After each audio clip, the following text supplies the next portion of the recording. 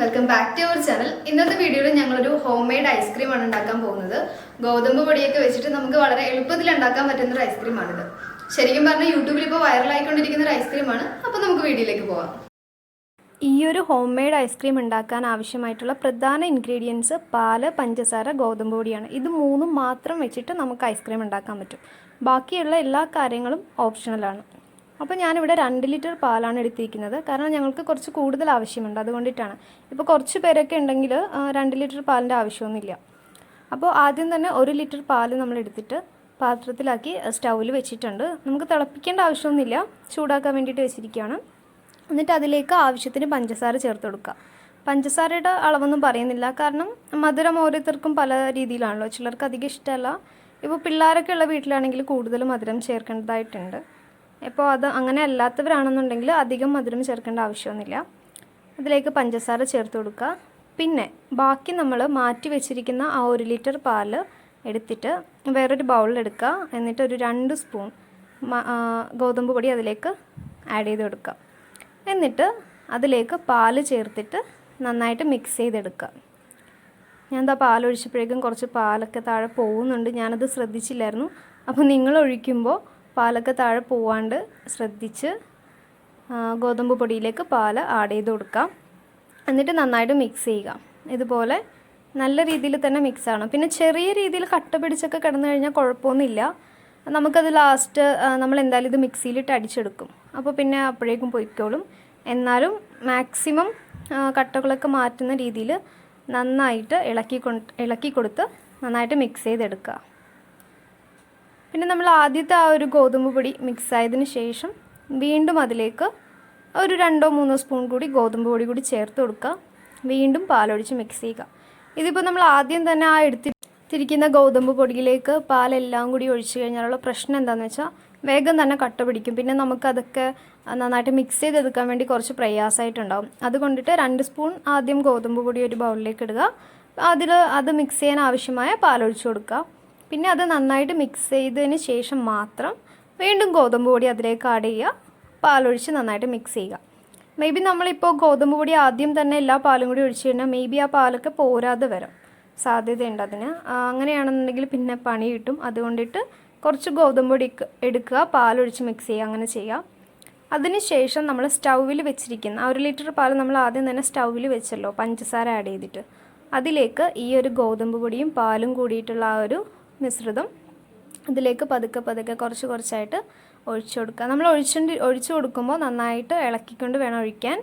അല്ലെങ്കിൽ ഒഴിച്ച് കഴിഞ്ഞിട്ട് നന്നായിട്ട് ഇളക്കിക്കൊണ്ടേ ഇരിക്കുക. നമ്മൾ പായസമൊക്കെ ഉണ്ടാക്കാൻ നേരത്ത് ഇളക്കുമല്ലോ, നന്നായിട്ട് ഇളക്കി കൊടുക്കണം. കാരണം ഇല്ലെന്നുണ്ടെങ്കിൽ ഈ ഗോതമ്പ് പൊടി നേരെ താഴെ ചെന്നിട്ട് ഈ പാത്രത്തിൻ്റെ താഴെ ഒട്ടിപ്പിടിക്കാനും പിന്നീട് അത് കരിഞ്ഞു പോകാനൊക്കെ സാധ്യതയുണ്ട്. അതാകുമ്പോൾ നമ്മൾ ഈ ഒരു സംഭവം പുറത്തേക്ക് എടുക്കുമ്പോൾ നന്നായിട്ടൊരു കരിഞ്ഞ സ്മെല്ല് വരാനുള്ള സാധ്യതയുണ്ട്. അതുകൊണ്ടിട്ട് നന്നായിട്ട് കണ്ടിന്യൂസ് ആയിട്ട് ഇളക്കി കൊടുത്തേണ്ടേ ഇരിക്കുക. അതിന് ശേഷം നമ്മൾ ചെയ്യേണ്ട കാര്യം, നന്നായിട്ട് ഇതൊരു കുറുക്ക് പരുവത്തിലാകുന്നത് വരെ നന്നായിട്ട് ഇളക്കി കൊടുക്കുക. നമ്മൾ സാധാരണ കുറുക്കുണ്ടാക്കുമല്ലോ, അതുപോലെ നന്നായിട്ട് കുറുകി വരുന്ന രീതിയിൽ ഈ പാലും ഗോതമ്പ് പൊടിയും കൂടിയിട്ട് നന്നായിട്ട് കുറുകി വരണം. ഇല്ലെന്നുണ്ടെങ്കിൽ ഒരു പച്ച ചൊവ്വ ഉണ്ടാവും ഗോതമ്പ് പൊടിയുടെ.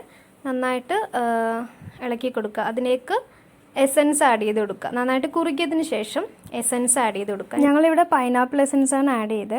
അതിനുശേഷം സ്റ്റൗ ഓഫ് ചെയ്തിട്ട് തണുക്കാൻ വയ്ക്കുക. തണുത്തതിന് ശേഷം മിക്സിയിലിട്ട് നന്നായിട്ട് കുറച്ചായിട്ട് മിക്സിയിലോട്ട് ഒഴിച്ച് നന്നായിട്ട് മിക്സിയിലിട്ട് അടിച്ചെടുക്കുക. മിക്സിയിൽ നന്നായിട്ട് അടിക്കുമ്പോഴേക്കും നമ്മളുടെ ആ ഒരു കട്ട പിടിച്ചിട്ട് ചെറുതായിട്ട് കിടക്കുന്നുണ്ടെങ്കിൽ അതൊക്കെ നന്നായിട്ട് പൊയ്ക്കോളും. എന്നിട്ട് ഇതുപോലൊരു പ്ലാസ്റ്റിക് കണ്ടെയ്നറിലോട്ട് പകർത്തി നമുക്ക് ഫ്രീസറിലോട്ട് വെക്കാവുന്നതാണ്. ഫ്രീസറിൽ വെച്ചിട്ട് ഒഴിക്കുമ്പോൾ ഇതുപോലെ ഉണ്ടാവും.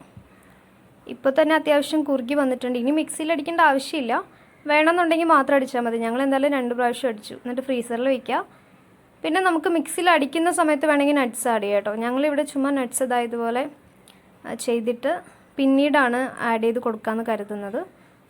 അപ്പോൾ അല്ലാത്തവർക്ക് ഇപ്പോൾ നട്ട്സ് ഇങ്ങനെ കടിക്കണമെന്ന് ഇഷ്ടമില്ലാത്തവരാണെങ്കിൽ മിക്സിയിൽ നമ്മൾ അടിക്കുമ്പോൾ തന്നെ നട്ട്സ് ഇട്ട് അടിച്ചെടുക്കാവുന്നതാണ്.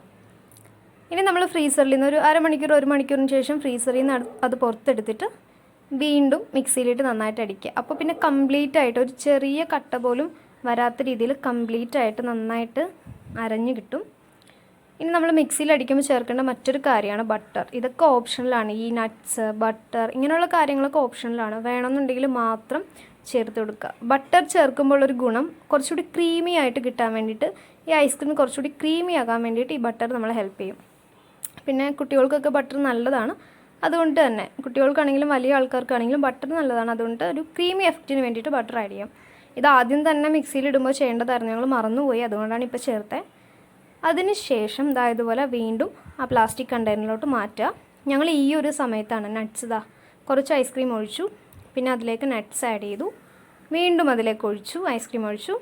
എന്നിട്ട് അതിൻ്റെ പുറമെ ബാക്കിയുള്ള നട്ട്സ് എല്ലാം വെച്ച് ഡെക്കോറേറ്റ് ചെയ്യുകയാണ് ഞങ്ങൾ ചെയ്തത്. അതല്ലാന്നുണ്ടെങ്കിൽ നമ്മൾ മിക്സിയിലിട്ട് അടിക്കുമ്പോൾ നട്ട്സ് ചേർത്ത് നമുക്ക് അടിക്കാവുന്നതാണ്.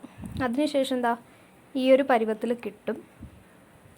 ഇതിപ്പോൾ നമ്മുടെ ഐസ്ക്രീം കംപ്ലീറ്റ് ആയിട്ട് നമ്മുടെ ഹോം മെയ്ഡ് ഐസ്ക്രീം റെഡി ആയിട്ടുണ്ട്.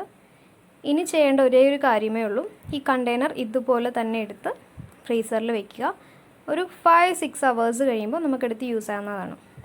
അതല്ല ഇപ്പോൾ ശരിക്കും ഇങ്ങനെ ഫ്രീസായിരിക്കുന്നതൊന്നും ഇഷ്ടമില്ലാത്തവരാണെന്നുണ്ടെങ്കിൽ ഒരു 2-3 മണിക്കൂറൊക്കെ വെച്ചിട്ട്, അല്ലെങ്കിൽ ഒരു 2 മണിക്കൂർ വെച്ചൊക്കെ യൂസ് ചെയ്യാവുന്നതാണ്.